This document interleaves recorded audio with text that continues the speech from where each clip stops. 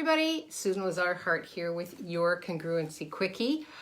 Welcome, welcome, welcome. I'm going a little bit early today. I've got an appointment at the normal hour when I go live here. So I am pulling energy for all of you to come popping in and have a listen. We're reaching the end of September with our theme Intentional Living. And my question for you today is, are you intending to change? Now, how did this come about? Well, lots of people that have been writing in have been telling me about how this isn't working and that isn't working and this isn't working and how can I change this, and do you have a mantra for this or do you have a clearing for this? And my question is, well, are you intending for this to change? Are you intending for this to change? So you are the creation of everything that you be and do.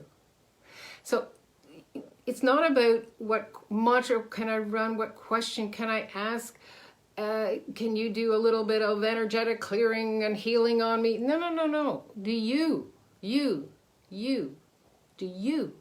really truly intend for this to change? Or whatever this is for you, it could be a relationship that's not going well. It could be your money flows that are dried up. It could be, oh, I'm stuck in my business. It could be, I just don't feel anything. It could be, oh my God, I'm feeling everything that's going on in the world. Well, as long as you buy whatever that is as real and true, are you intending for this change that you're asking for to actually be implemented by you? When we put our focus on what isn't working, that's what we'll be getting more of, right? We send out that vibration. We're telling the universe, I'm really comfortable with things not working. I'm really comfortable with being upset. I'm really comfortable with my drama and trauma. Now, that comfort comes from being raised at some point between birth and 6 or 7 with perhaps a parent that was an over-perfectionist, perhaps a parent that was demanding, perhaps a parent that was, you fill in the blanks, right? And so what we did was we developed survival skills. So for instance, oh, if I'm sick, that's the only way I'll get attention. So as an adult, you'll say, oh, I'm sick and tired of. So you'll get more what you're sick and tired of. If you're raised by somebody that's always asking you to prove to me that you did this, prove to me that this is true, you might be that kind of person who's always looking for proof before they can move on. You see how this works? It's those subconscious beliefs that have us believing that the pain, the agony, the drama and trauma, the distractions are much more valuable than what we're truly asking for. Now, we ask for greater, because we know, we get a sense, oh, come on, right? This can't be true.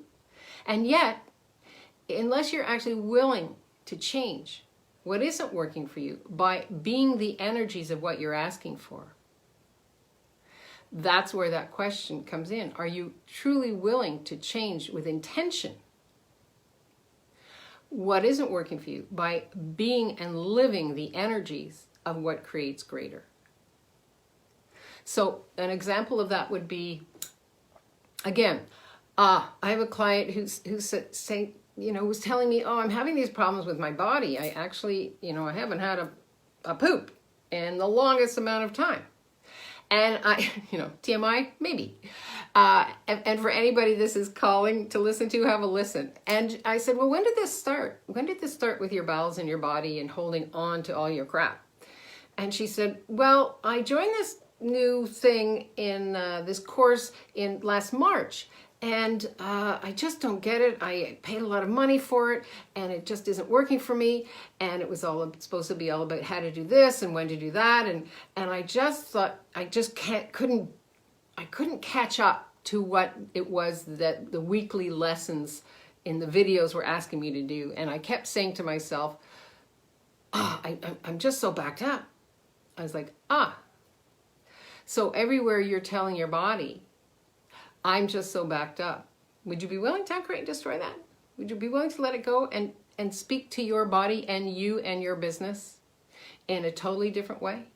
In a way that creates a flow, right? Remember, your body is listening to everything that you say. Everything we say has an energy to it. So are you willing to be the change that you're asking for? Are you willing to be in the language of let it go, let it flow? And once we had that discussion, once we kind of took it apart, where did this begin? Who does that belong to, right? What would it be like if you actually shifted and changed this? She called me up, and what would it be to let go of everything? Just let go. Take a step back, take an aerial view of everything you're creating, what's working, what's not working for you, and what do you actually intend, what are you intending to create with this? Once we, with no judgment, no point of view, once we kind of laid that all out, she felt relieved. And you know what? The next day she called me and said, you're not going to believe what happened, but my body's working just fine now. So again, that's an example of what do you intend with the words, what kind of changes do you intend with the words that you're using, right? So have a re-listen to this. We've got lots of juicy nuggets in here. Really my question for you is, what choices are you creating with that are creating the change that you say you are intending to have? Listen to the vibrations of the language that you use. Stop and ask yourself, so what was I intending when I started to create this, when I joined this group, when I signed up for this course, whatever that was? What did you intend? And is this creating the change that you're asking for?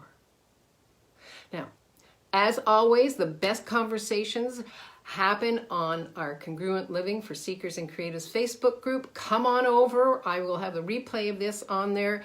And I'm really curious. Let me know what pops for you. What are your biggest takeaways here? And let's change this together, right? Intentional living, it starts from the inside out, right? What changes are you willing to play with? Let me know.